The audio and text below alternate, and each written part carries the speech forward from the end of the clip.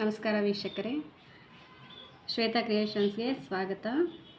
ಇವತ್ತು ನಾನು ಗುಂಡಿ ಮತ್ತು ಕಾಜಾ ಮಾಡೋದನ್ನು ಹೇಳ್ಕೊಡ್ತೀನಿ.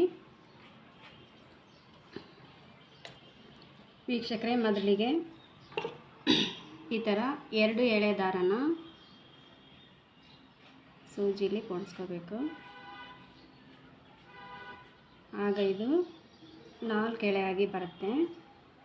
ಇದು ನೀವು 2 ಎಳೆಲಾದರೂ ಹಾಕ್ಕೋಬೋದು, ಇಲ್ಲ 4 ಎಳೆಲಾದ್ರೂ ಹಾಕ್ಕೋಬೋದು.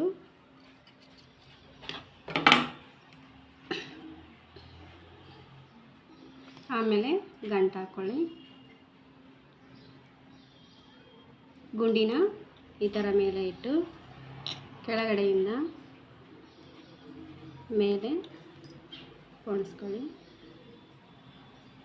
ಈ ಥರ 1-3 ಸರಿ ಹಾಕಿದರೆ ಸಾಕು, ಗುಂಡಿ ಟೈಟ್ ಆಗುತ್ತೆ.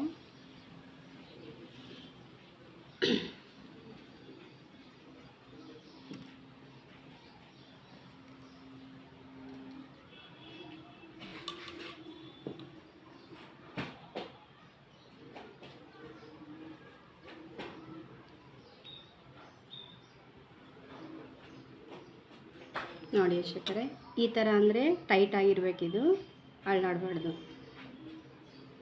ಹಿಂದೆ ತಿರ್ಗಿಸ್ಕೊಂಡು ಈ ಥರ ದಾರದಲ್ಲಿ ಪೋಣಿಸ್ಕೊಂಡು ಗಂಟು ಹಾಕ್ಕೊಂಡು 2 ಸರಿ ಗಂಟು ಹಾಕ್ಕೊಂಡ್ರೆ ಟೈಟ್ ಆಗಿರುತ್ತೆ, ಗುಂಡಿ ಬಿಚ್ಚಲ್ಲ.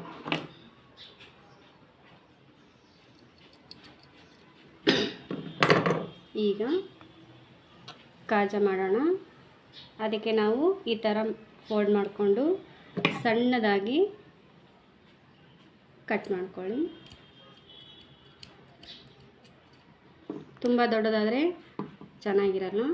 ಈ ಥರ ಚಿಕ್ಕದಾಗಿ ಗುಂಡಿ ಸೈಜಿಗೆ ಬಟ್ಟೆನ ಕಟ್ ಮಾಡ್ಕೊಳ್ಳಿ. ಸೇಮ್ ಅದೇ ಥರ 4 ಎಳೆಯಿಂದ ಪೋಣಿಸ್ಕೊಂಡಿದ್ದೀನಿ. ಗಂಟು ಹಾಕ್ಕೊಳ್ಳಿ. ಇದು ಕೂಡ ಫಸ್ಟ್ ಸ್ಟಾರ್ಟಿಂಗು ಕೆಳಗಡೆಯಿಂದನೇ ಬರಬೇಕು ನೋಡಿ. ಈಗ ಇದನ್ನು ಈ ಥರ ರೌಂಡ್ ಶೇಪಲ್ಲಿ ಬಂದು ಈ ಥರ ಇದನ್ನು ಈ ಕಡೆ ಎಳ್ಕೋಬೇಕು. ಗಂಟು ಈ ಥರ ತುಂಬ ದೂರ ಹಾಕ್ಬೇಡಿ, ಚೆನ್ನಾಗಿ ಕಾಣಲ್ಲ. ಹತ್ರದಿಂದನೇ ಹಾಕಿದರೆ ನೀಟಾಗಿ ಬರುತ್ತೆ.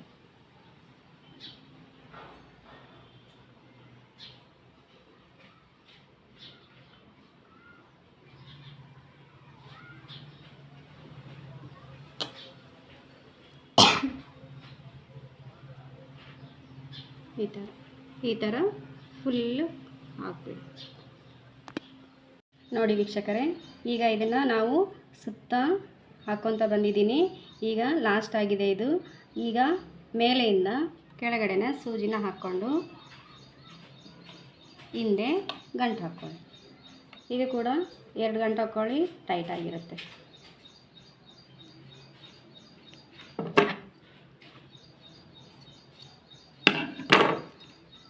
ನೋಡಿ ವೀಕ್ಷಕರೇ, ಈ ಥರ ಕಾಣುತ್ತೆ.